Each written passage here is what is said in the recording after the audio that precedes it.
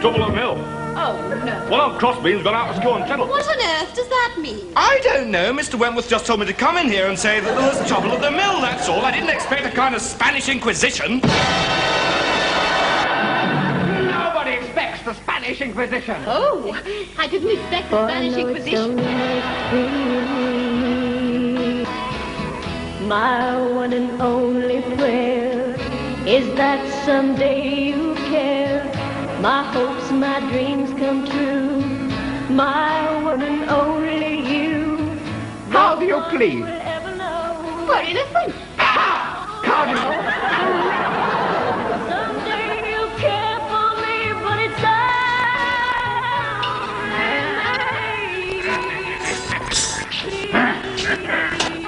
Confess the heinous sin of heresy. Reject the works of the other. 2 last chances. And you shall be free. 3 last chances. You have 3 last chances. my life, my dear. Poke her with the soft cushions. Confess. Put her in the comfy chair. Now, you will stay in the comfy chair until lunchtime.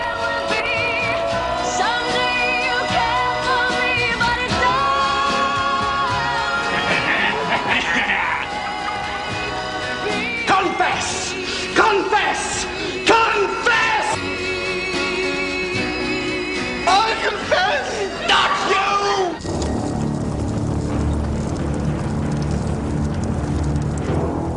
you! The Spanish Inquisition is infamous.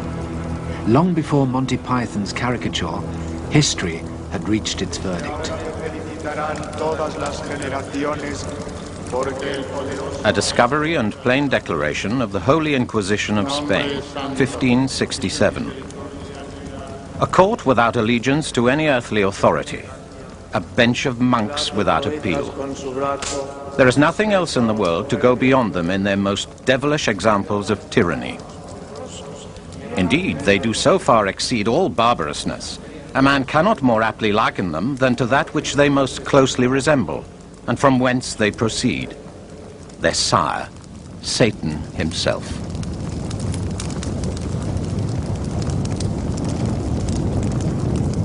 Four centuries of condemnation have made the Spanish Inquisition a byword for cruelty, terror, and tyranny. But this image is false, a distortion disseminated 400 years ago and accepted ever since. Now a new generation of historians is looking at the Inquisition afresh. Every one of the cases that came before the Spanish Inquisition during its 350-year history had its own file. These files, gathered together from sources such as this library in Salamanca, are being properly studied for the first time. I think our views of the Inquisition have been changed largely by the opening up of the archives of the Inquisition. They had everything on tape, as it were, hidden away in their archives. And we can go there, calculate, put it all on computer, and arrive at very firm statistics about its activity. And so all of this has opened wide the debate about the Inquisition, and has also demolished totally the previous image which all of us had. The files are detailed and exhaustive. The Inquisition kept its activities secret from the outside world, but its clerks wrote down every detail in the confidence that their records were for the eyes of the Inquisition only. The huge task of sifting this material, previously scattered throughout Spain, daunted earlier generations. Systematic analysis is only just beginning, but already a very different version of the Spanish Inquisition can be brought to light. The Spain that gave birth to the Inquisition in the 15th century was barren and isolated on the fringe of Europe, half of its land unproductive, half barely sustaining a meager living, a monotonous, burning plain.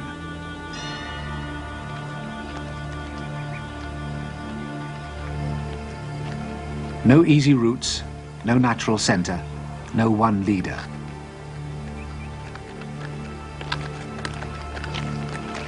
Spaniards could only dream of Hispania, the country that had been united during the days of the Roman conquest. All that was to change.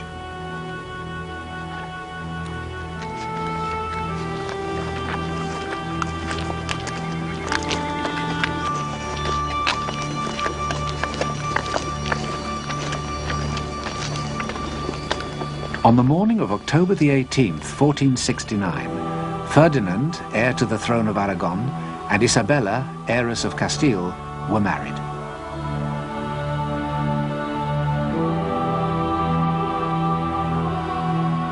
Their wedding ended centuries of rivalry between the two Spanish kingdoms and would unite the country.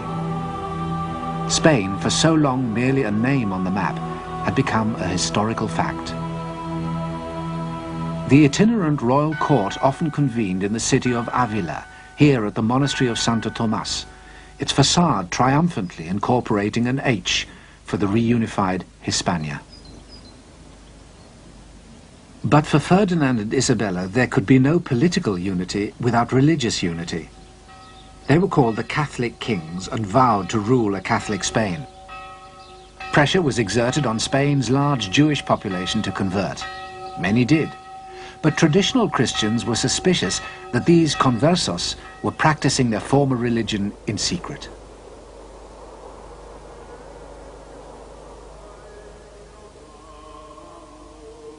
Synagogues, such as this one in Toledo, came under scrutiny. In 1480, a new body was appointed to investigate. Entitled the Santo Oficio de la Inquisición, it's better known to us as the Spanish Inquisition. The Inquisition's task was to discover heresy, deviation from the true faith. Conversos accused of continued Jewish worship could be burnt at the stake. The Inquisition had begun, but the myth had yet to be created. For while these years between 1480 and 1510 were by far the most active in the entire history of the Inquisition, the rest of Europe did not hurry to condemn it. Tenemos noticias muy precisas de embajadores italianos, el embajador de Venecia, el embajador de Francia, el embajador de Florencia, que escriben a los reyes católicos felicitándoles, naturalmente, porque ya, por fin, las tierras de Iberia son tierras de cristiandad. The truth is that at its height, the Inquisition was applauded by the rest of Europe for its persecution of Spain's converted Jews. A new age of Christian unity was said to be dawning. It didn't last.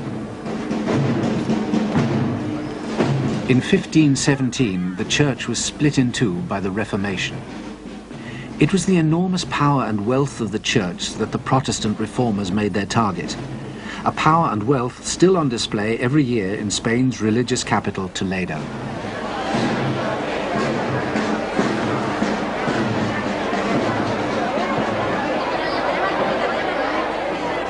Until then, priests had been the unquestioned mediators between God and the sinful world, essential to salvation.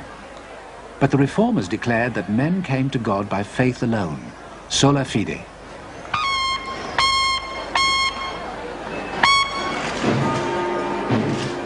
In turmoil, the Church went on the offensive. The Church's champion, defender of the faith, was Charles V, the Holy Roman Emperor. As leader of the Habsburg dynasty, he also commanded the most powerful armies in Europe.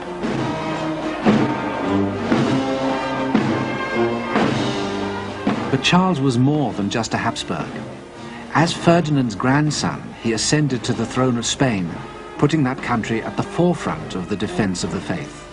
At the Battle of Mühlberg in 1547, his enemies were virtually annihilated.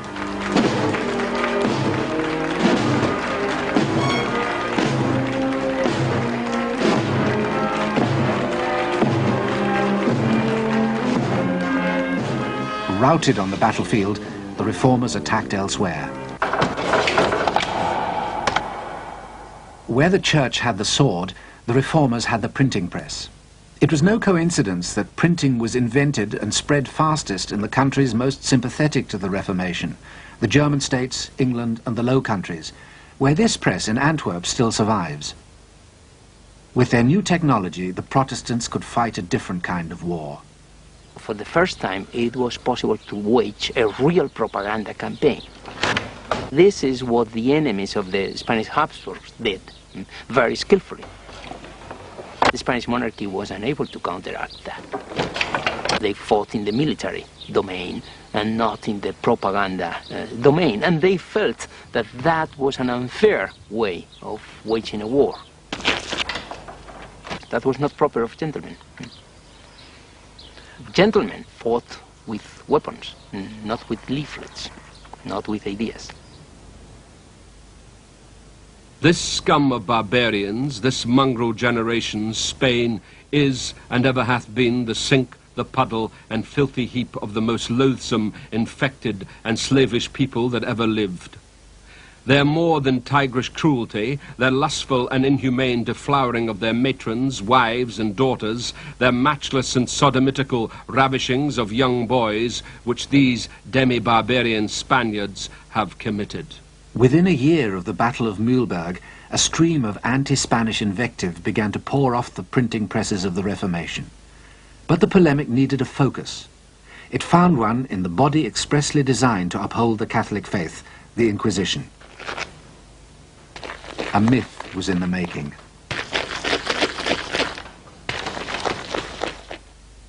All the different accusations came together in this document, a discovery and plain declaration of sundry subtle practices of the Holy Inquisition of Spain, printed in 1567.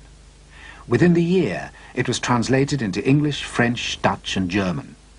Its author, masquerading as a Protestant victim of the Inquisition, wrote under the pseudonym Montanus.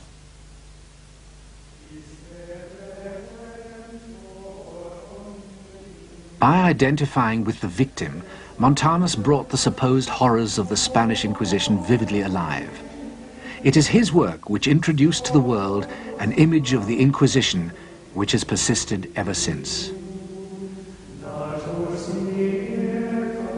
These tormentors are wholly arrayed all over from the top of their heads to the soles of their feet in a suit of canvas, like the apparel that the devils in stage plays do use, and all to this end, to make the poor soul more afraid in body and mind to see one torment him in the likeness of a devil.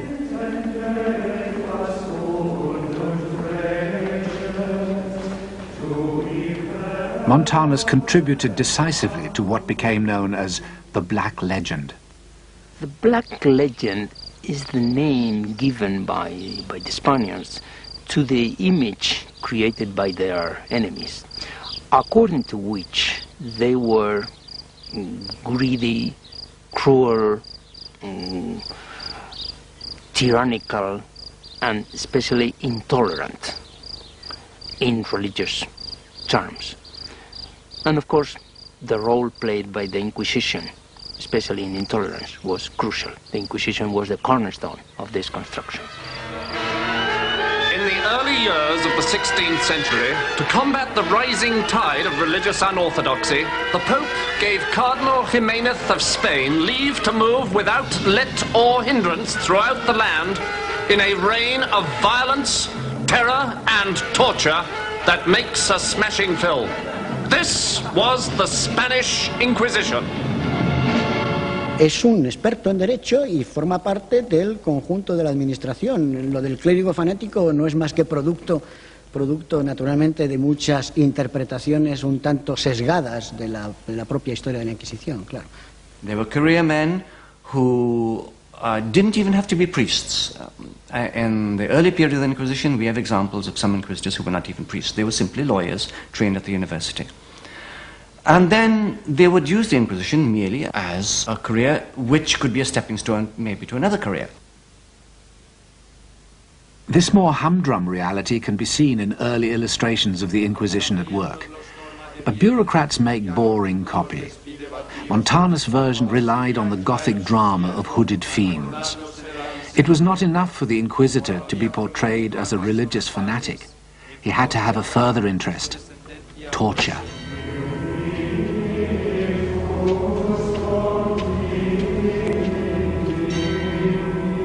The abuse of this Inquisition is most execrable. If any word shall pass out of the mouth of any, they command him to be taken and put into a horrible prison.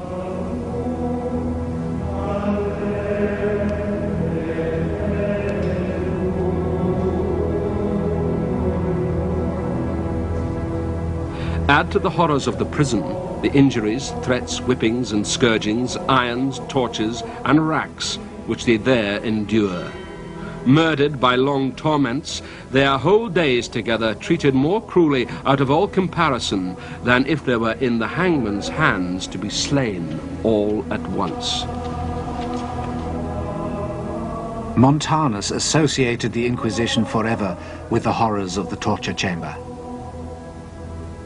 In time, even these stories of repeated cruelty began to pall. The propagandists turned to stories of more ingenious sadism.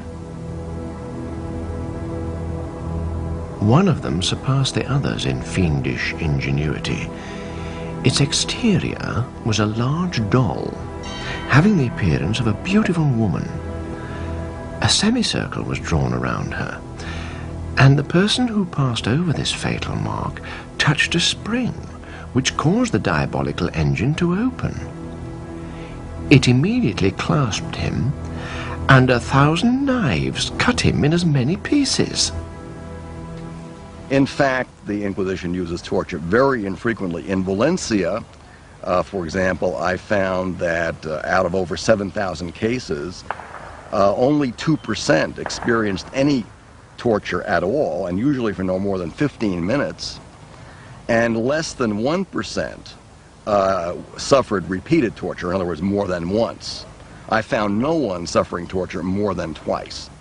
We find, comparing the Inquisition, merely within Spain with other tribunals, that the Inquisition used torture less than other tribunals.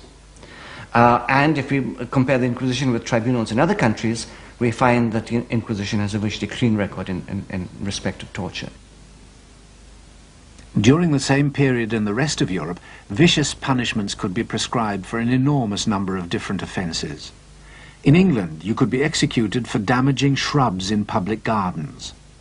If you returned to Germany from banishment, you could have your eyes gouged out.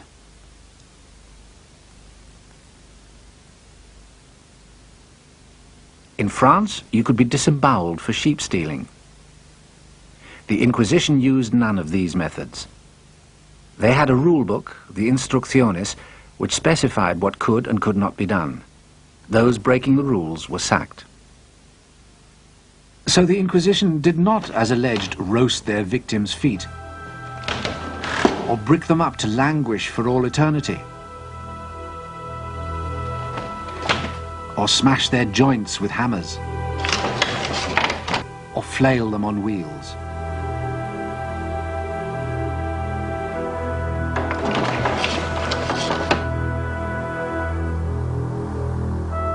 They never used the Iron Maiden. This Iron Maiden, one of only a few examples to survive, was built in Germany.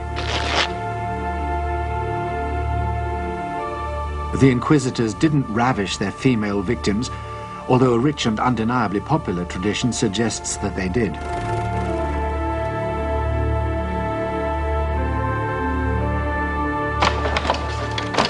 In fact, the inquisitorial torture chamber of popular myth never existed, even though this image was reprinted hundreds of times.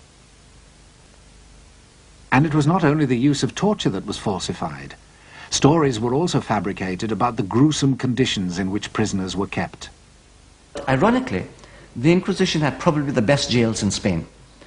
This sounds very much like whitewashing, but unfortunately it's true. Let me take a quotation from the Inquisitors in Barcelona in the middle of the 16th century, when they were asked to report on the state of their prisons, and they said, "Our prisons are full." But then they complained to their bosses in Madrid, "We don't know where to send the leftover prisoners we have. We cannot send them to the city jails, because the city jails are overcrowded, and there they are dying at the rate of 20 a week." I have found instances of prisoners in secular criminal courts blaspheming in order to get into the Inquisition prison, to escape the maltreatment they received in the secular prison. So, despite the compelling Gothic fictions of Montanus, the evidence leads us to a wholly different conclusion.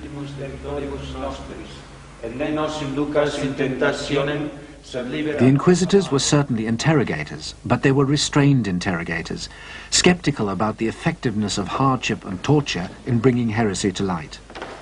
By contrast with many other tribunals in Europe, they emerge as almost enlightened.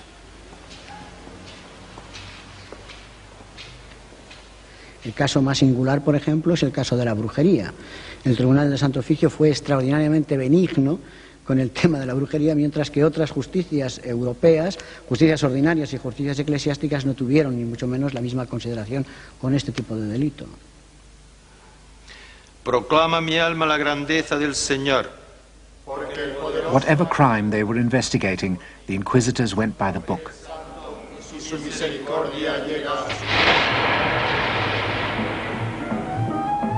The persecution of witches was a frenzy that swept through Europe for 300 years, between 1450 and 1750. At the merest accusations of a fantastical offence, sleeping with the devil or bearing his children, women were brutally tortured or burnt at the stake. The depravity of their alleged crimes was cited to justify this brutal response.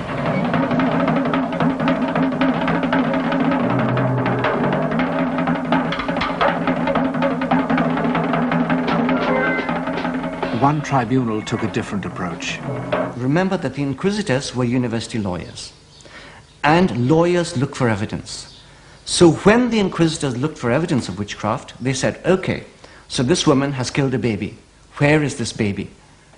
How many babies have died? And so on and so forth. And as they went through looking for the evidence, they found no evidence because, of course, witchcraft was, we may presume, an imaginary offense.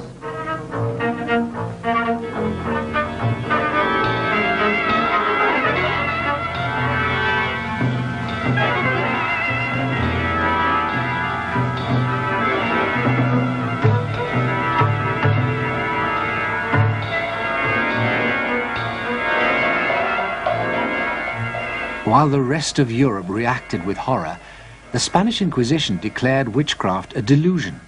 No one could be tried, let alone burnt for it. But it was the Spanish Inquisition that came to symbolize the ruthless persecution of heresy. Why? Because by the 1560s, Spain was more than just a power. It was a superpower. Its fitting symbol, the new royal palace, a 16th century pentagon built in the hills above Madrid, El Escorial. This vast structure, comprising miles of marbled corridors, was built by Charles V's son and successor, Philip II. Under Philip, Spain completed its rise within less than a century from isolation and obscurity to the domination of Europe.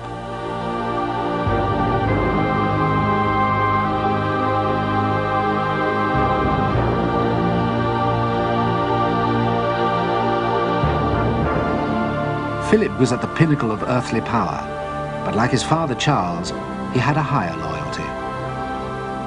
Before suffering the slightest damage to religion and the service of God, I would lose all my estates and 100 lives if I had them, because I do not wish nor do I desire to be the ruler of heretics.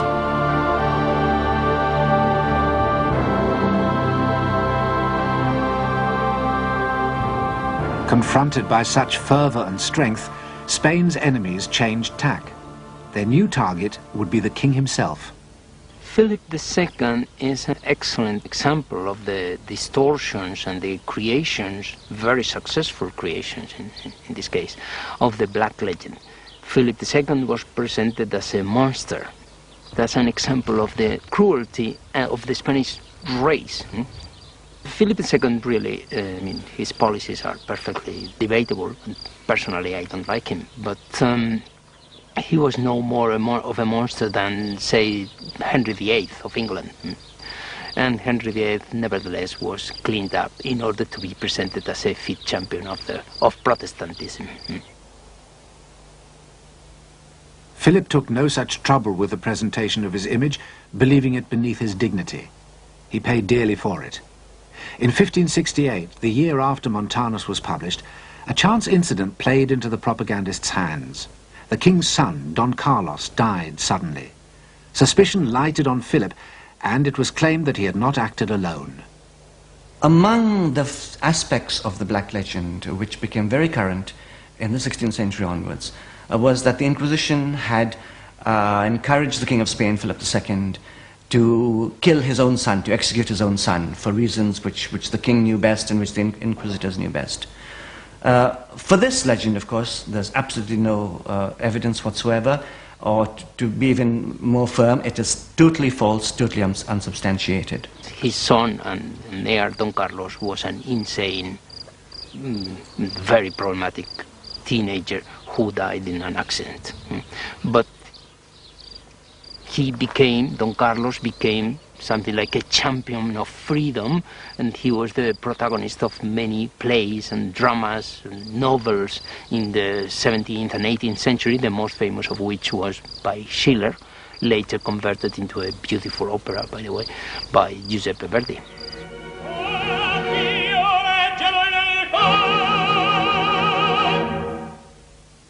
In Verdi's opera, Don Carlos declares before God his allegiance to Flanders, a Habsburg province ruled by his father the king, but with strong Protestant sympathies and by now seeking its independence.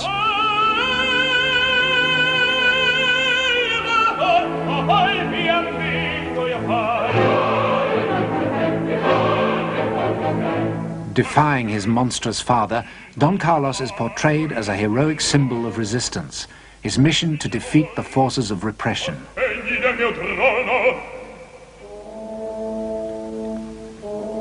The next act opens with the king in an agony of doubt. Alone in his chambers at night, he ponders how to punish his errant son. His Christian conscience prevents him taking the most drastic step of all, until a visitor persuades him otherwise.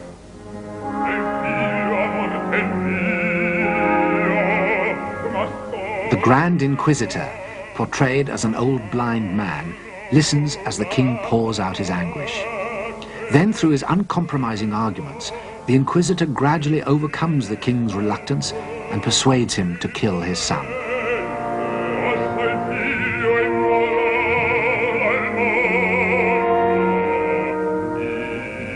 The Grand Inquisitor decides the issue by observing that there is a precedent.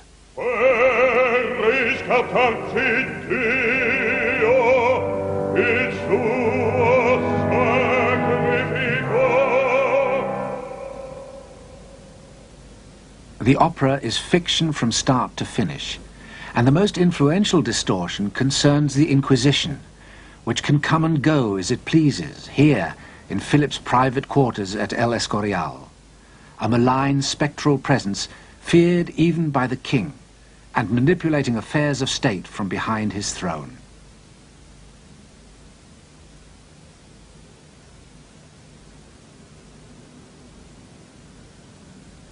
The death of Don Carlos was a godsend for the mythmakers.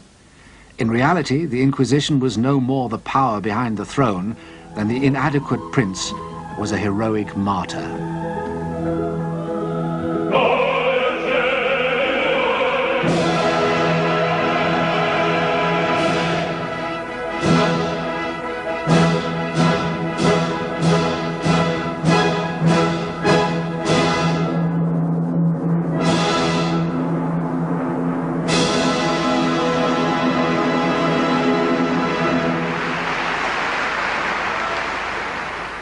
It was not that the Inquisition was without influence. The showpiece displays of its status were grandiose occasions held in the main squares of the cities, such as this one in Madrid. These ceremonies, where heretics were sentenced, were known as acts of faith.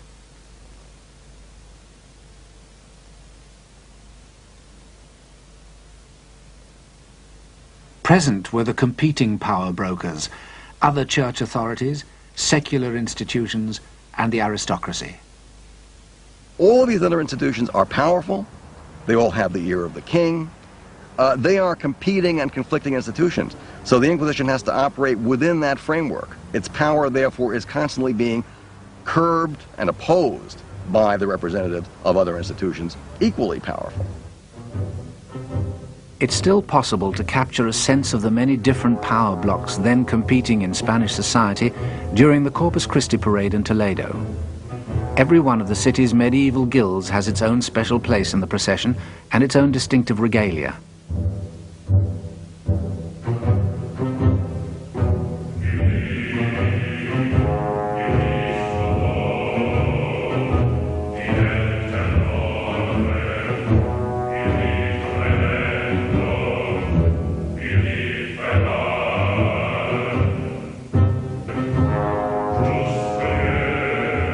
Such limitations, however, were as nothing compared to the difficulties encountered by the Inquisition outside the city walls.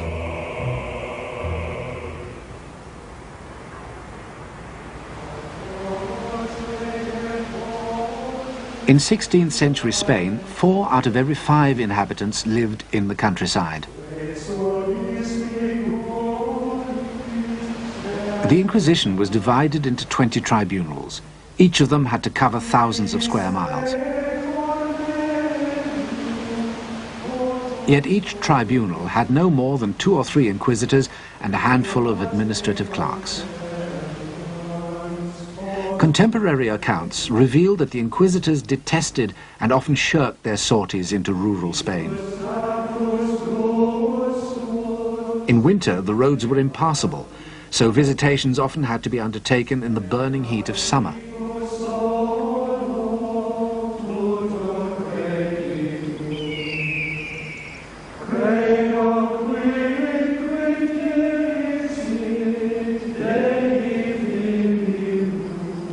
A letter from a village priest in 1562 is typical.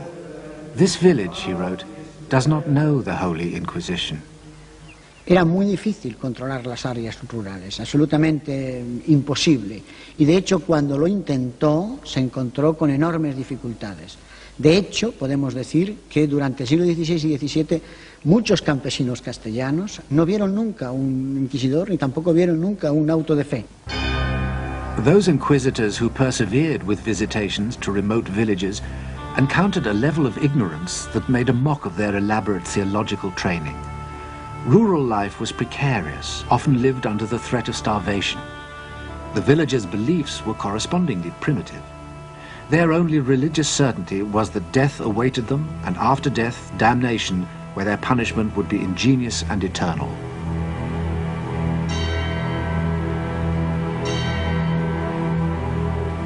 But the gulf between the Inquisition and rural Spain was even deeper than appeared at first sight. Let us be very careful tomorrow when the Inquisitor comes here. For the love of God, don't go telling tales about each other or meddle in things touching the Holy Office. A parish priest's warning betrays the Inquisition's real problem. Their investigations simply met with a wall of silence.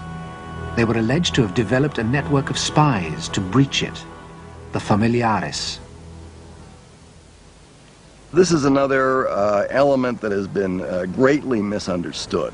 The familiares were certainly not a network of spies. They were rather lay individuals who would volunteer to assist the Holy Office in many areas, particularly simply by accompanying prisoners from outlying areas.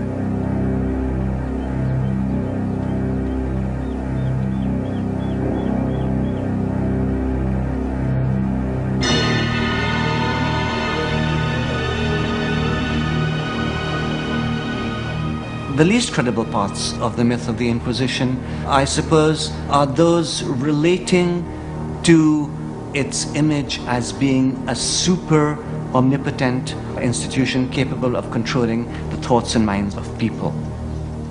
These inquisitors had no power to control society in the way that many historians have imagined that they had. They had no power, they had no function, they didn't have the tools to do the job. And we, in falsifying the image, have given them the tools which have never existed. Powerless in the country, overshadowed in the city, the real Inquisition is scarcely recognizable from its myth. But it is Verdi's vision which persists of an Inquisition which can command a king and force a subject people to kneel in fear before it.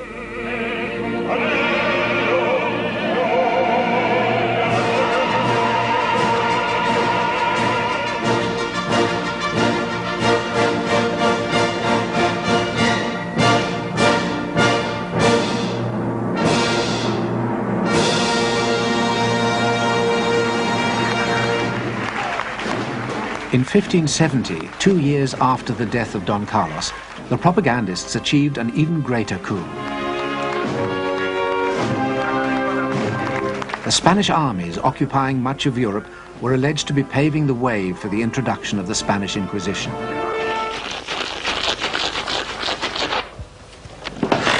A document, now proved a forgery, was circulated.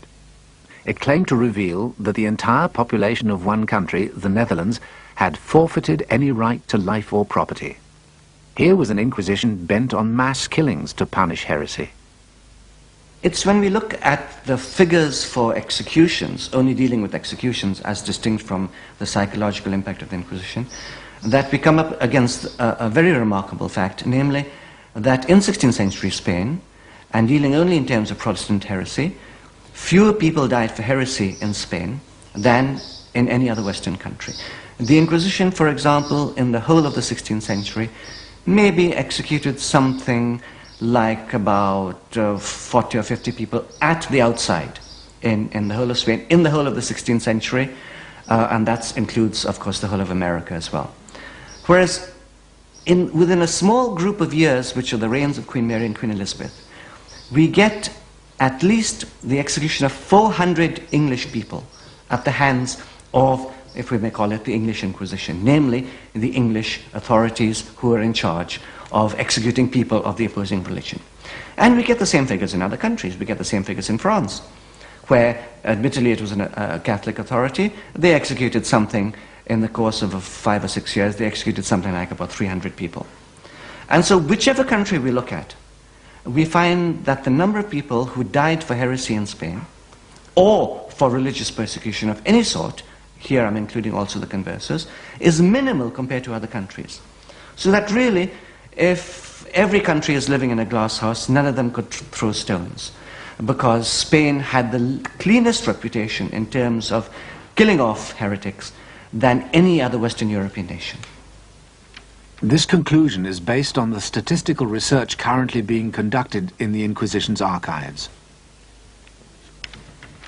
Indeed, it's now possible, on the basis of research done by academics such as Professor Jaime Contreras, to arrive at a scientific estimate of the total number of victims of the Spanish Inquisition. Y podemos decir que la actividad procesal del tribunal fue menor, mucho menor que la que anteriormente se había dicho. El número de víctimas del Tribunal del Santo Oficio durante los 350 años de su actividad no varió entre los 3.000 y las 5.000 personas. Burning at the stake, an image associated forever with the Spanish Inquisition. But the stake was used to kill heretics in England, France, Germany, and Scandinavia as well.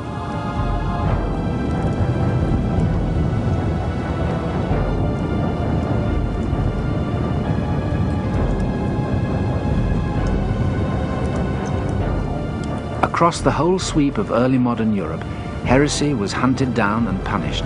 But the virulence with which the other countries of Europe approached their task of burning heretics is a story seldom told.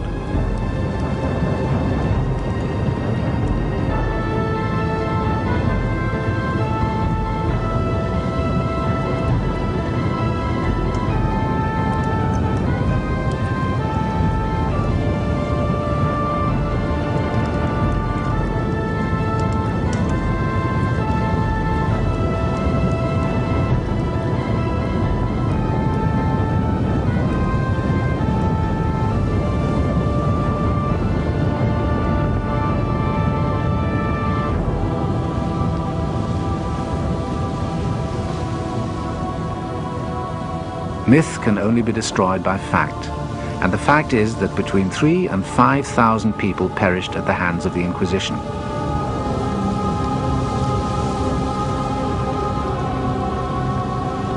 During that same period, as many as 150,000 witches alone were burnt at the stake for heresy in the rest of Europe.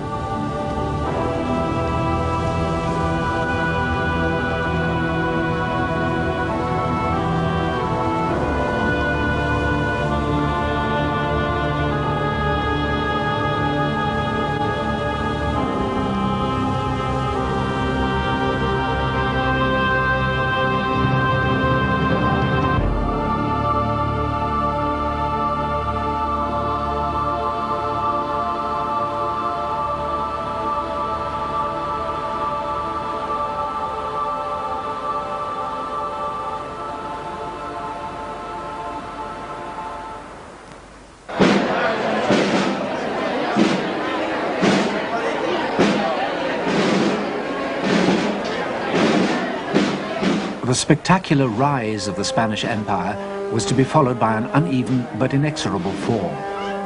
In the 17th century, the flow of gold and silver from the Americas, which had funded the empire, slowed to a trickle.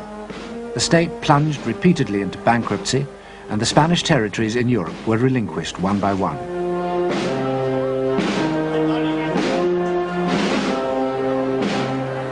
Their armies no longer marched unmatched across Europe.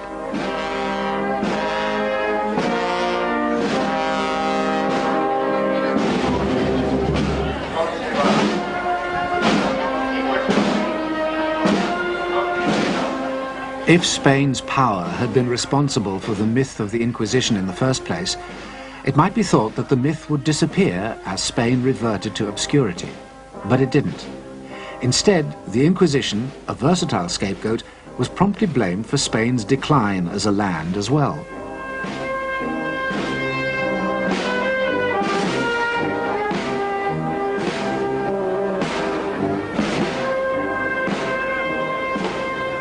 Spain was derelict once more, a backwater in European affairs. And by the 18th century, the Inquisition too was enfeebled, dedicating itself to such heresies as drunkenness and swearing in church. Its career was over, but its myth was indestructible.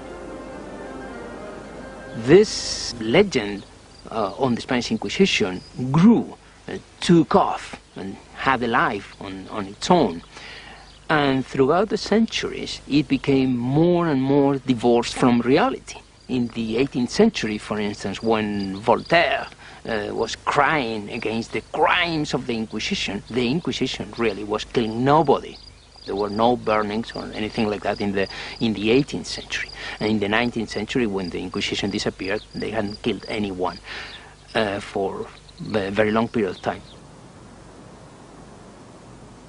The Inquisition was eventually wound up in this backstreet of Madrid. Yet its supposed horrors were being more vividly presented than ever. The Spanish painter Goya depicted its abuses to satirize the corrupt Spanish government of his day.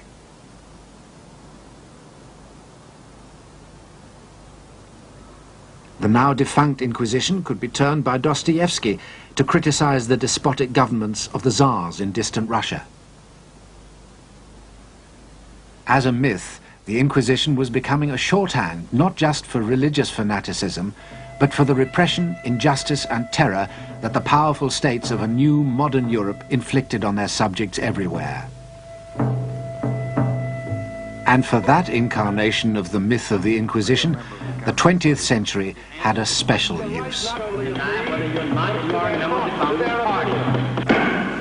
Have you ever been a member of the Communist Party? Are you a member of the Communist Party? Or have you ever been a member of the Communist Party?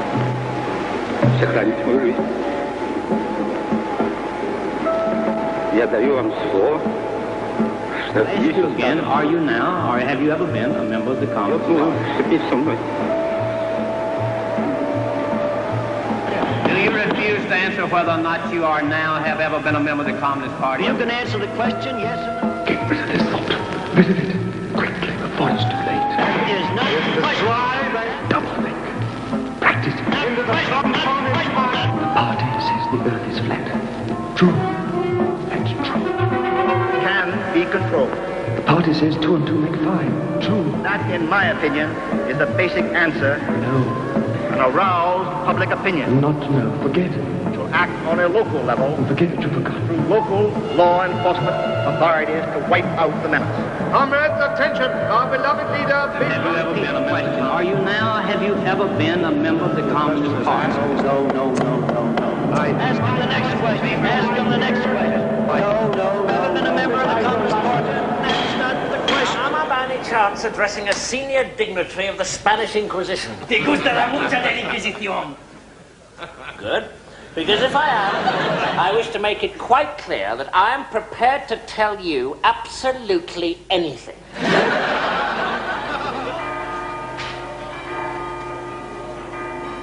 National stereotypes fulfill very complex functions. On the one hand, they simplify reality. And reality is too complex for the human mind, and we all love simplifications. So, on the one hand, they are useful in that sense, although they, of course, falsify reality. On the other hand, they allow us to project our own unpleasant traits onto another, onto an external entity. Same as in the 16th century, British could believe that all intolerance was Spanish, that is foreign. Well, we can believe in the 20th century that all fascist or Nazi tendencies are German, when we should know that we all have Nazi tendencies, and we should fight our own unpleasant traits instead of projecting them onto another. But it's much more gratifying to expel them.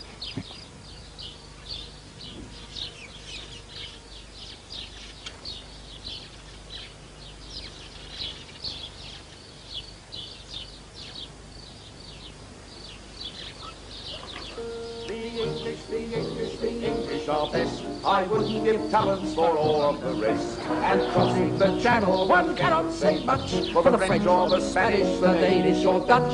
The Germans are German, the Russians are red, and the Greeks and Italians eat garlic in bed. The English are moral, the English are good, and clever, and modest, and misunderstood. And all the world over, each nation's the same. They've simply no notion of playing the game. They argue with umpires, they cheer when they've won, and they practice beforehand, which ruins the fun. The English are best, so up with the English and down with the rest.